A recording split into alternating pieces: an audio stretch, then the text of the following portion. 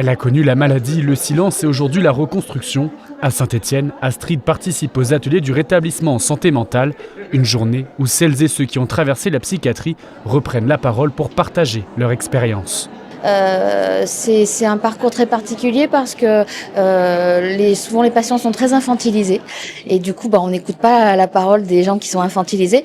Donc aujourd'hui, oui, qu'on puisse commencer à écouter les gens qui sont passés par là, et parce qu'on a des choses à apprendre, parce que comme tout établissement, comme toute institution, ça dysfonctionne sur certains aspects et parfois le lien a besoin d'être rétabli. Donc on est là pour ça. Un témoignage parmi d'autres dans un événement qui place la parole et l'expérience au cœur du rétablissement. À Moulins-Yzeure, c'est sur un terrain de rugby que le soin prend une autre forme.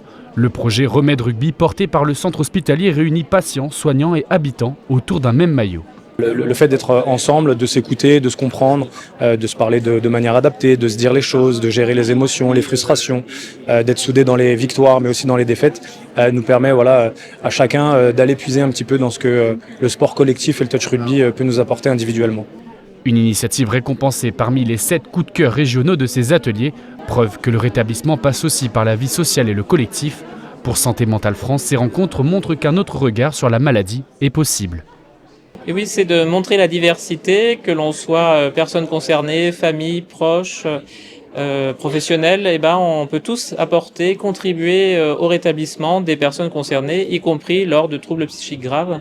Donc c'est un enjeu de citoyenneté qui nous concerne tous. Un enjeu majeur, une personne sur 3 sera touchée au cours de sa vie par des troubles psychiques, d'où la nécessité d'en parler et de valoriser les pratiques locales.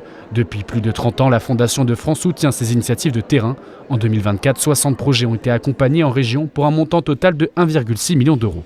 Alors le rétablissement, c'est une pratique qui, précisément, comme je venais de le dire, met le patient au cœur de son parcours de soins, au cœur de son parcours de vie, et qui l'incite à devenir acteur, à se mettre en mouvement pour identifier ce qui va lui permettre et le déployer, ce qui va lui permettre de se retrouver en situation de bien-être, de vie et d'action. Cette 6e édition des ateliers du rétablissement s'inscrit dans la grande cause nationale 2025 consacrée à la santé mentale.